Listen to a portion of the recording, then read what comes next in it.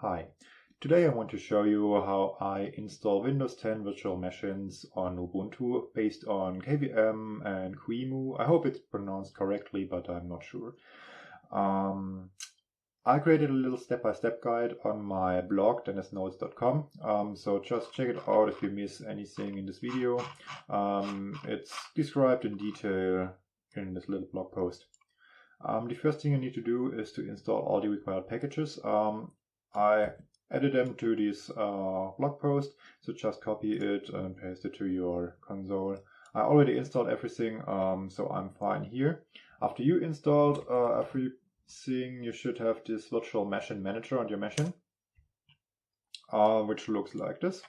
So you have a list of your already created VMs, which should be empty in your case if you just installed it freshly. To create a new VM, click on this upper left button. And the first thing you need to do is to select the ISO image you want to install from. In my case, this is a Windows 10 ISO. You can select it here.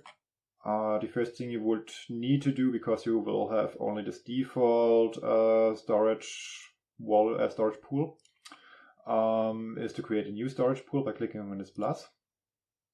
You can select the type of the storage pool, so you can use a whole disk or a glass door, whatever. But the easiest case is just a directory, which is a directory on your PC where all these images lie.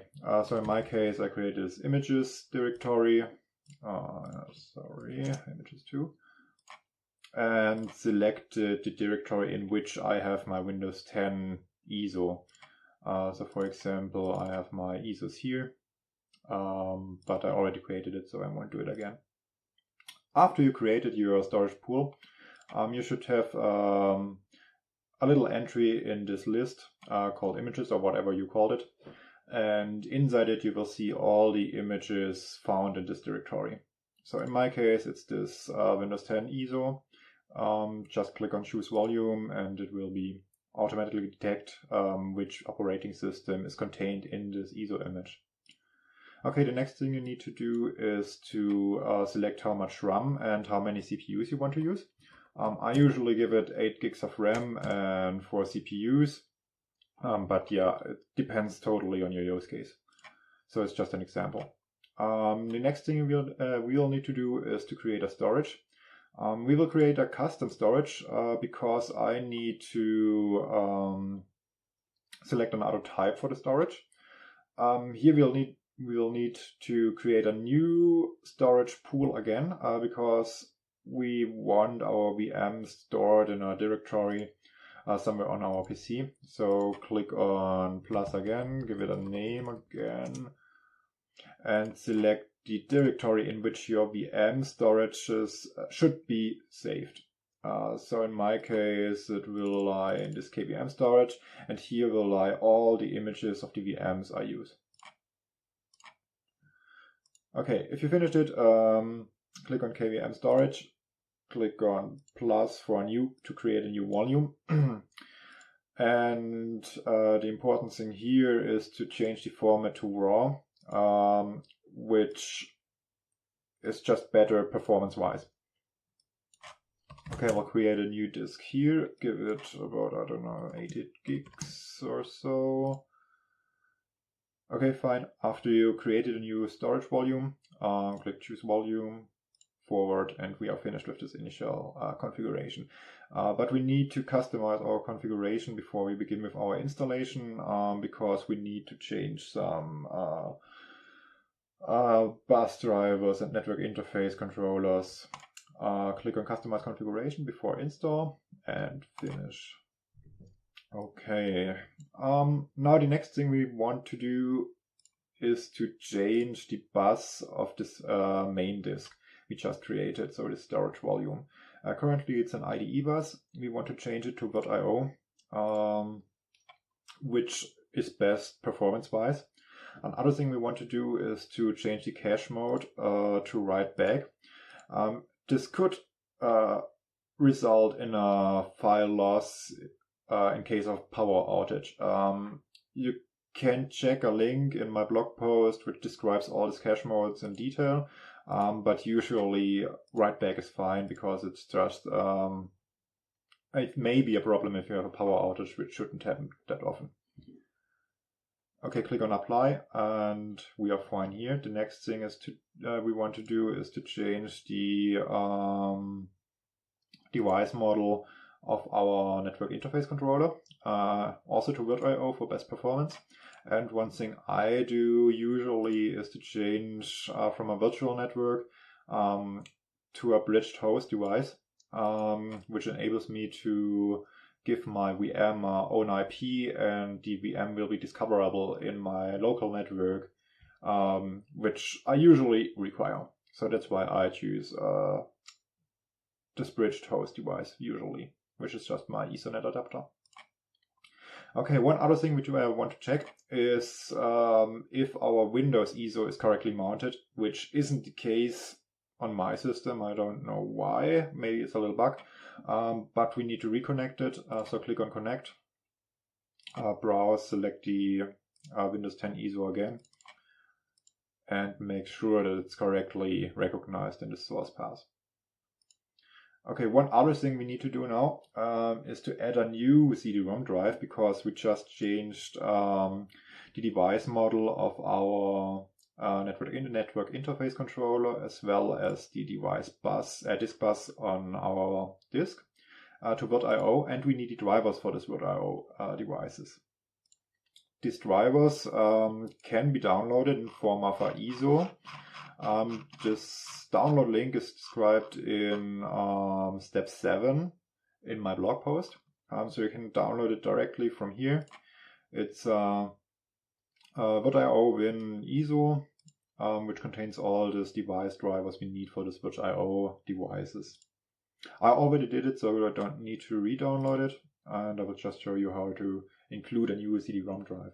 So again, click on Add Hardware, Storage, change the device type to CD-ROM device. Click here on Manage to select a new storage volume. Select the directory in which your virt.io ISO is stored. In my case, it lies in the same folder as my Windows 10 ISO, so yeah, select it, choose volume, finish, and you have your new CD-ROM drive here. Okay, that's actually all you need to do on configuration. One thing I usually do is to enable this boot menu, which enables me to manually change the boot order on the VM startup, which I sometimes need. That's why I usually activate this, but you don't need it. Okay, after you've finished all the settings, click on Begin Installation, which will launch the VM and should automatically boot from the Windows 10 ISO installer disk. Okay, here we are. Sorry about the language. It's a German Windows 10 installation disk, but I don't think you need to read it, so you should be fine by just following where I click and what I do, and apply it to the language of your Windows 10 ISO. In the meantime, if you need to change anything on your virtual machine afterwards, you click on this little info symbol, which will open up this configuration we see before, and you can change anything here. Most of the stuff needs a powered off virtual machine, but if you change anything, for example, give your storage disk more storage, or choose another disk, or add another device or so, you can do it here. Okay, now here we are. We will create a custom Windows installation, and like you see, you don't have any drive recognized by Windows right now. That's because the virt.io drivers are missing, so we need to load them now. You can do this by clicking on this driver load button in the second row here. Here we need to select the CD-ROM drive we just added to our virtual machine. In my case, it's mounted with the device letter E, and you see this virt.io win blah blah blah. Okay, the first thing we want to install is this VIOS Store, which is the storage disk driver. Select Windows 10 as well as the 64-bit version and click on Next. And this will install the driver, and you will see that it will recognize the disk after we install this view store driver. Yeah, here it is. Before we continue, we need to load another driver for the network interface controller. This driver lies under net KVM and also Windows 10 and D64. And click Next. This should be finished shortly. Yeah. Okay, and now we can just continue with our installation like usual, a normal Windows installation, nothing special. I think this will take a short while, so we'll skip the video until it installed fully.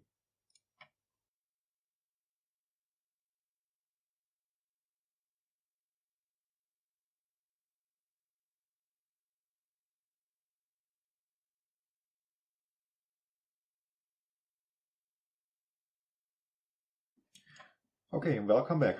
So we installed Windows and everything works, but there's one thing we want to do.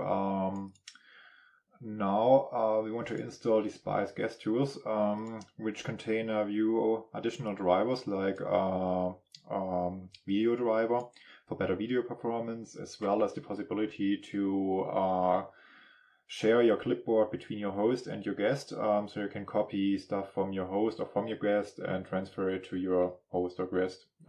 Depends where to from.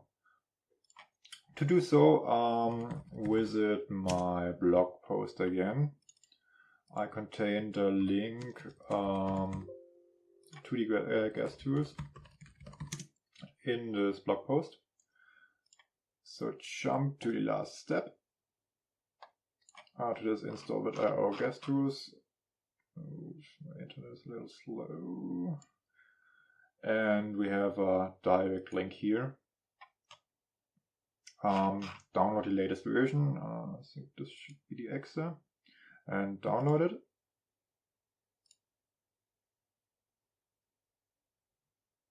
Okay, the security. Here we are. So it's a normal Windows installer, nothing special here, just click next, and it will install all the stuff as well as the drivers, so you need to accept these drivers. They are signed from Red Hat. This will install the video driver now, as well as this guest agent, which provides us the possibility to copy and paste between host and the virtual machine, which is kind of cool. Okay, as you can see, it installed the video driver right now, and it instantly improves the performance because my mouse driver is now, performance-wise like it is on my host system, so without any noticeable lag. Kind of nice. As well as the copy and paste stuff works. I can show it to you. Test. Paste. Yeah, here we are. So yeah, I think now we have a pretty nice setup for a virtual machine on Ubuntu, which works pretty nice. We can use it full screen, which is like, native Windows for me, at least for non-graphic intensive stuff. Yeah, here we are, just a normal Windows. Okay, I hope you understand everything. If you have any questions, just ask in the comments, and thanks for watching.